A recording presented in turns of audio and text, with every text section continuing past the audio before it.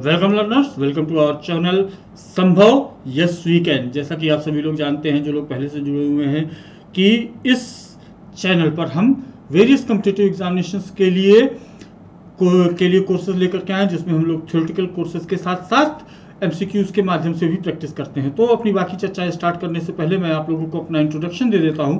मेरा नाम हेमंत कुमार मिश्रा है। मैं डीसी यानी डिस्ट्रिक्ट कंसल्टेंट और डीपीसी यानी डिस्ट्रिक्ट प्रोजेक्ट कोऑर्डिनेटर रह चुका हूं एसबीएम स्वच्छ भारत मिशन, एनबीए निर्मल भारत अभियान और टीएससी टोटल सैनिटेशन कैंपेन में। भारत सरकार की इन तीनों महत्वपूर्ण स्वच्छता परियोजनाओं में मैंने पंचायती राज विभाग के अंतर्गत जनपद चित्रकूट में ग्रामीण स्वच्छता के विषय में काफी लंबा कार्य किया हुआ है और उसके उपरांत विभिन्न संस्थानों के माध्यम से प्रतियोगी परीक्षार्थियों को उनकी परीक्षा की तैयारी में सहयोग प्रदान करता रहा हूं। और आज की क्लास में हम लोग प्रैक्टिस थ्रू एमसीक्यू करेंगे, यानी एमसीक्यूज के माध्यम से इकोनॉमिक्स के कुछ क्वेश्चंस, इकोनॉमिक्स के कुछ एक्सपेक्टेड क्वेश्चंस की हम लोग प्रैक्टिस करेंगे। तो हमारा पहला क्वेश्चन है, which among the following organisation calculate the and publishes LIBOR London interbank offered rate. निम्नलिखित में से कौन सा संगठन LIBOR London interbank offer rate की गणना और प्रकाशन करता है? ऑप्शन ए है हमारा Bank of England, option B है हमारा थॉमसन राइटर्स, ऑप्शन सी है हमारा यूरोपियन बैंकिंग फेडरेशन और ऑप्शन डी है यूरोपियन सेंट्रल बैंक। तो आंसर देख लेते हैं। आप लोगों ने सोच लिया, इसका आंसर है थॉमसन रिटर्न्स। थॉमसन रिटर्न्स जो है London interbank offer rate is the average interest rate calculated from estimated submitted by leading banks in London. The rate are calculated and published by Thomson Reuters Corporation. तो ये था LIBOR के बारे में। Next question है हमारा, विच among the following is not an international agreement centred around the finance and economic cooperation. निम्नलिखित में से कौन सा वित्त और आर्थिक सहयोग पर केंद्रित एक आर्थिक समझौता नहीं है? ऑप्शन ए है हमारा Ambuja treaty, option B cooperation council for Arab states of gulf, option C है हमारा Kyoto Protocol and option D है नन ऑफ द अबव। तो सोच लिया आप लोगों ने आंसर।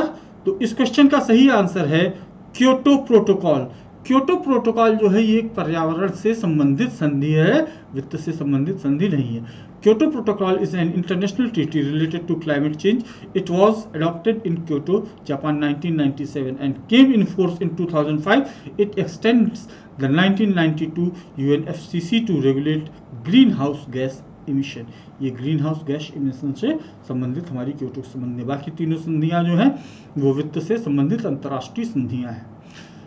अगला क्वेश्चन देखते हैं, one of the major objective of fiscal policy in India to be attend a match between the revenue receipts and revenue expenditure. Which among the following is not a measure towards achieving the objective? Bharat में राजकोषीय नीति का एक प्रमुख उद्देश्य राजस्व प्राप्तियों और राजस्व व्ययों के बीच एक मेल स्थापित करना, यानी एक संतुलन स्थापित करना है। निम्नलिखित में से कौन इस उद्देश्य को प्राप्त करने की दिशा में एक उपाय नहीं है? ऑप्शन ए है efforts to slow down the growth rate of expenditure, व्ययों में वृद्धि दर को धीमा करने का प्रयास करना। ऑप्शन बी है हमारा efforts to increase tax revenue, कर राजस्व को बढ़ाने का प्रयास करना। ऑप्शन सी है हमारा efforts to raise profits of the public sector undertakings, सार्वजनिक क्षेत्र के उपक्रमों के मुनाफे को बढ़ाने का प्रयास करना। और ऑप्शन डी है हमारा सभी सही है। तो सोच लिया आप लोगों ने। चलिए इस क्वेश्चन का सही आंसर देखते हैं। इस क्वेश्चन का सही आंसर है कि ये सभी सही है। वास्तव में भारत सरकार का जो बजट का खाता होता है, बजट की जो अकाउंटिंग की जाती है, ये दो भागों में होता है। पहला भाग होता है हमारा राजस्व खाता और दूसरा खाता होता है पूंजी खाता,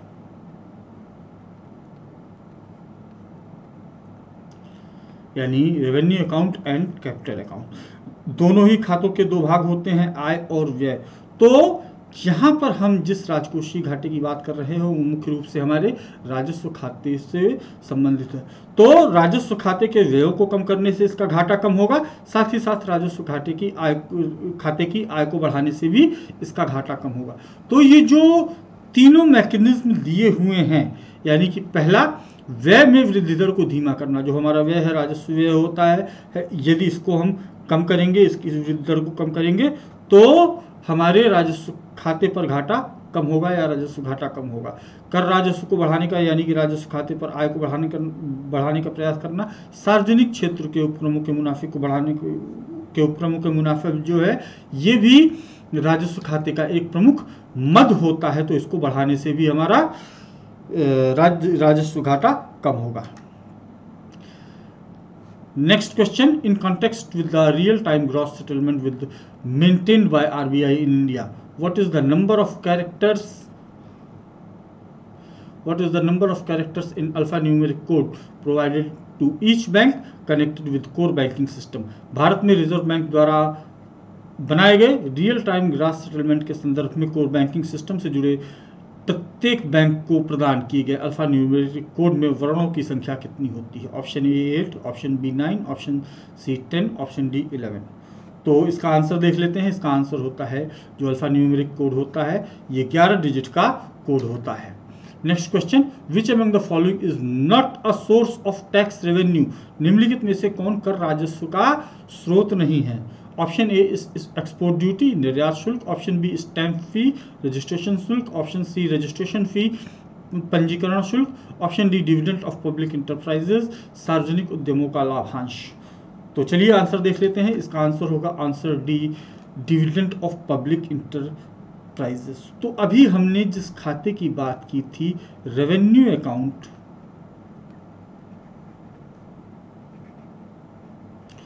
इस राजस्व खाते का जो आय पक्ष होता है, इनकम से भाग होता है, वो मुख्य रूप से दो भागों में बटा होता है। पहला कर आय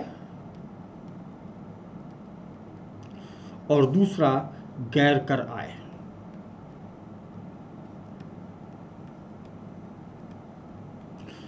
तो यहाँ पर जो dividend of the public enterprises है, ये भारत सरकार के रेवेन्यू अकाउंट या राजस्व खाते का तो भाग है, लेकिन ये गैर कर आय, नॉन टैक्स इनकम के अंतर्गत आती है। और यहाँ पर हमारा जो क्वेश्चन था वो टैक्स रेवेन्यू के बारे में था। चलिए नेक्स्ट क्वेश्चन देखते हैं। Bombay plan was presented in which year? Bombay योजना किस वर्ष प्रस्तुत की गई? 1934, 1940, 1942 या 1944? याद आ गया आंसर? चलिए तो इसका आंसर देखते हैं। इसका आंसर है 1944। बेसिकली भारत में जो योजनाएं प्रारंभ हुई स्वतंत्रता के पूर्व भी, जब स्वतंत्रता प्राप्त होने वाली थी, तो विभिन्न प्रकार की योजनाएं, विभिन्न प्रकार के हमारे विशेषज्ञों ने अनेक योजनाएं, यानी कि आगामी भारत के संदर्भ में योजनाओं का निर्माण प्रारंभ कर दिया था। और इसी में उद्योगपतियों द्वारा, बम्बई के प्रमुख उद्योगपतियों जिसमें mister JRD Tata, GD Birla, Purushottam Das, Thakur Das, Lala Shriram, Kasturbhai, Lal Bhai, D Shroff, Idris Dalal, John Mathai, इन लोगों ने मिल करके, ये 8 उद्योगपतियों ने मिल करके 1944 में एक बॉम्बे प्लान दिया था।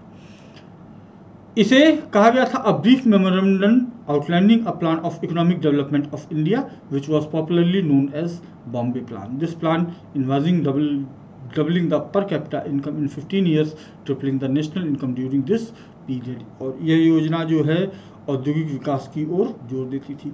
इस योजना में भी समाजवादी के लक्ष्यों के साथ साथ औद्योगिक विकास यानी निजी लक्ष्यों को भी, यानी कि संयुक्त मिश्रित अर्थव्यवस्था को अपनाने की बात कही गई थी।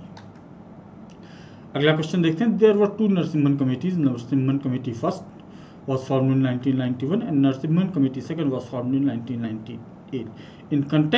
In this context, which among the following statement is correct? Narasimhan समिति की 2 समितियां थी। नरसिम्हन समिति प्रथम का गठन 1991 में और नरसिम्हन समिति से द्वितीय का गठन 1998 में किया गया था। इस संदर्भ में कौन सा कथन सही नहीं है? हमारा पहला कथन है ऑप्शन ए है, first Narasimhan committee was related to tax reforms and second Narasimhan committee was related to banking reforms. Option A है, पहली नरसिम्हन समिति सुधारों से संबंधित थी, जबकि दूसरी नरसिम्हन समिति बैंकिंग सुधारों से संबंधित थी। ऑप्शन बी है, first as well as second Narasimhan committee was related to tax reforms. पहली और दूसरी नरसिम्हन समितियां कर सुधारों से संबंधित थी। Option C, first as well as second Narasimhan committee was related to banking reforms. पहली और दूसरी नरसिम्हन समितियां बैंकिंग सुधारों से संबंधित थी। And option D, first Narasimhan committee was related to banking reforms and second Narasimhan committee was related to tax reforms. यानी कि पहली नरसिम्हन समिति बैंकिंग सुधारों से संबंधित थी, जबकि दूसरी नरसिम्हन समिति कर सुधारों से संबंधित थी। तो चलिए इसका आंसर देखते हैं। इस क्वेश्चन का आंसर है option C, first as well as second Narasimhan committee was related to banking reforms. ये जो दोनों ही नरसिम्हन समितियों का गठन हुआ था, ये बैंकिंग सुधारों के लिए इनका गठन किया गया था। Next question, which among the following bank has issued the first successful credit card of the world. निम्नलिखित में से किस बैंक ने दुनिया का पहला सफल क्रेडिट कार्ड जारी किया था? Option A, Bank of America, option B, Standard Chartered Bank, option C, Citibank and option D है हमारा ANZ ग्रिडलैंड्स बैंक। तो इस क्वेश्चन का आंसर है बैंक ऑफ अमेरिका। दुनिया का पहला क्रेडिट कार्ड जो है बैंक ऑफ अमेरिका के द्वारा जारी किया गया था। Next question, if the government chooses to spend money fleshly printed by RBI against the government securities, it should be kept in which among of the following? यदि सरकार प्रतिभूतियों पर RBI द्वारा नए सिरे से छपे पैसे को खर्च करने का विकल्प चुनती है तो उसे निम्नलिखित में से किसमें रखा जा सकता है? ऑप्शन ए, फाइनेंशियल एडजस्टमेंट, राजकोषीय समायोजन, ऑप्शन बी, डेफिसिट फाइनेंसिंग, घाटे का वित्त पोषण, ऑप्शन बी, मैंडेटरी स्पेंडिंग, अनिवार्य खर्च, या ऑप्शन बी, रिटेंचमेंट, छटनी। तो पहले आप लोग इसके बारे में जानते होंगे, सोच लिया। तो इस क्वेश्चन का आंसर है डेफिसिट फाइनेंसिंग। डेफिसिट फाइनेंसिंग से तात्पर्य है कि सरकार द्वारा सरकारी प्रतिभूतियों के बदले नवीन मुद्रा, RBI को निर्देश दे करके नवीन मुद्रा को छापना और उसके माध्यम से अपने राजकोषीय घाटे को पूरा करना डेफिसिट फाइनेंसिंग कहा जाता है। बेसिकली डेफिसिट फाइनेंसिंग से राजकोषीय घाटा तो बढ़ता है, ये बात तो एक तरफ सही है, लेकिन दूसरी तरफ ये भी सही है कि कभी कभी अर्थव्यवस्था को गति देने के लिए, यानी कि जब डिफ्लेशन या स्टैगफ्लेशन की स्थिति हो तो अर्थव्यवस्था में एक बूम लाने के लिए इस डेफिसिट फाइनेंसिंग के टूल का यूज भी किया जा सकता है। Next question, P/E is one of the most talked about ratios in the stock market. What does PE refers to? P/E share बाजार में सबसे चर्चित अनुपातों में से एक है। P/E को संदर्भित करता है। Option A, profit to expenditure, यानी व्यय के लिए लाभ, option B, price to earning, कमाई के लिए कीमत, option C, profit to earning, कमाई के लिए लाभ, और option D, provision of estimates, अनुमान के लिए अंतिम। तो P/E का जो रेशियो है, जो कि सबसे ज़्यादा प्रचलित होता है, ये होता है प्राइस टू अर्निंग। तो ये थे हमारे आज के क्वेश्चंस। आगे के क्वेश्चंस, कुछ और क्वेश्चंस दूसरे सब्जेक्ट्स के भी और इकोनॉमिक्स के लेके मिलेंगे हम लोग अपने अगले सेशन में। तो लाइक करिए, शेयर करिए और श्योरली चैनल को सब्सक्राइब करिए ताकि नए आने वाले वीडियोस के बारे में आपको सूचना मिलती रहे। तो have a good day everyone.